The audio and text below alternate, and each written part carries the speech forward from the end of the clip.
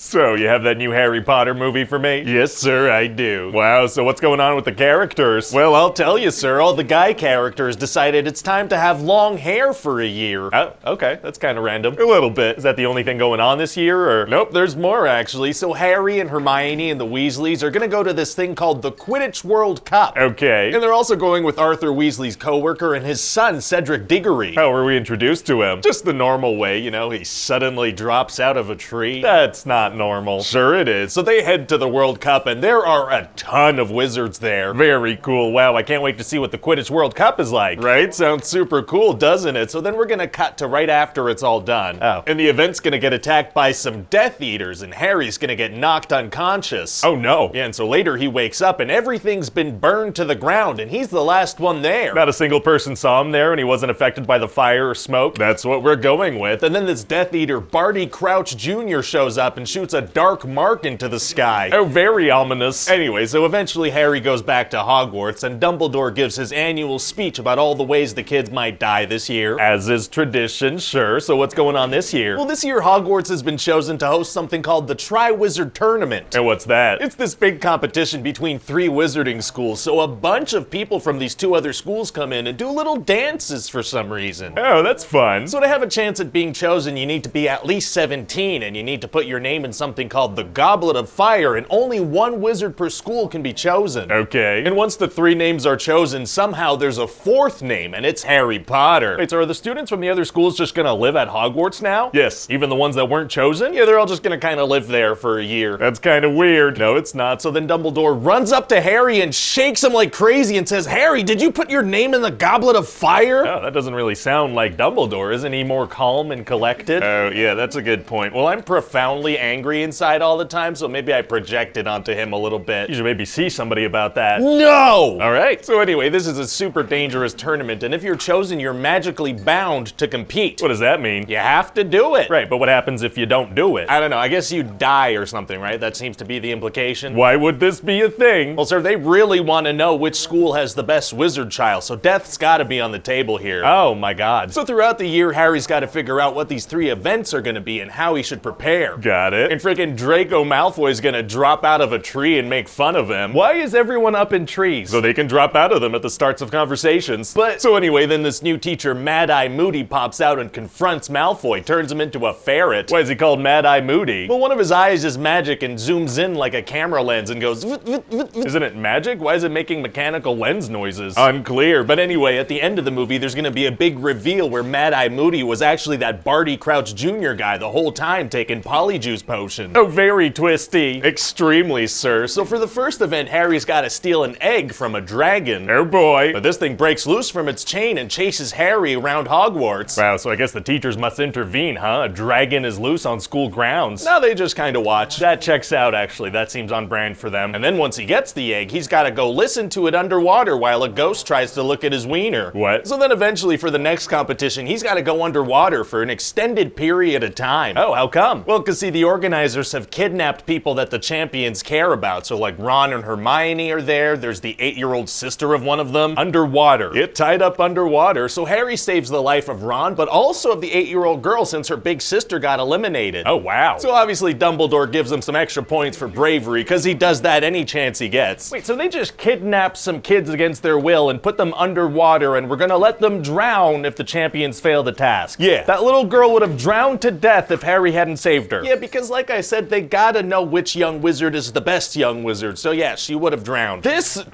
Wizards are not okay people, I think. Anyway, everybody in the stands goes nuts, obviously. What were they watching the whole time, just the lake? Yeah, they were staring at a lake for an hour, so that's a fun activity to watch. Staring at lakes is tight. Yeah. So what's the next event gonna be? They're all gonna stare at some hedges. Thrilling. Yeah, the final challenge is this giant hedge maze to find the Triwizard Cup, but it grabs you with its plantiness, so it's very scary. Man, Hogwarts just has the most violent vegetation. It sure does, sir. So then Harry and Cedric grab the cup at the exact same time, but it was a portkey and it teleports them to a graveyard. Spooky. Very spooky, sir. And then Wormtail's gonna pop out with a little baby Voldemort and kill Cedric. You know, I'm actually shocked it's taken 4 years for a kid to die. So it turns out Barty Crouch Jr. planned this whole thing because they needed a bit of Harry's blood to bring Voldemort back to life. He taught a class for a full year to get a couple of drops of blood. Yeah, and and put his name in the Goblet of Fire and kind of laid out the path for him to be the one to touch the portkey. He could have just pricked him with a needle and then ran away. Yeah, but that'd make for a very, very quick movie, so he's gonna go with this overly complicated plan that makes it more exciting, I guess. So anyway, then Voldemort gets a full body again. Uh-oh. Yeah, except for the nose. That doesn't grow in for some reason. Maybe he's a late bloomer, maybe it'll grow in later. It won't. So now Voldemort wants to kill Harry. Oh man, it's gonna be hard to survive an encounter with the Dark Lord. Actually, it's gonna be super easy.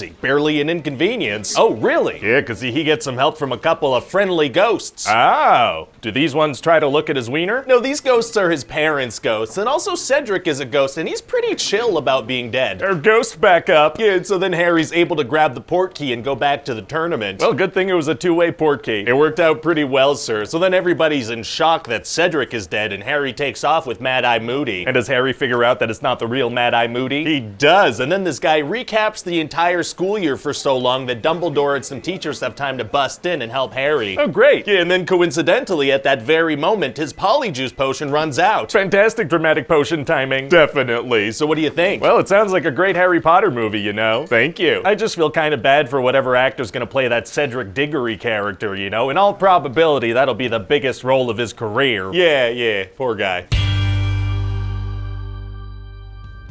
Hi guys, Ryan here. Thanks for watching that pitch meeting. If you hadn't noticed, pitch meeting is now on its very own channel, so if you haven't subscribed yet, that would help out a lot. And of course, you could also hit the like button and the notification button, or leave a 2,000 word comment about some Harry Potter detail I got wrong, and let me know what pitches you'd like to see next. Okay, bye. I gotta leave.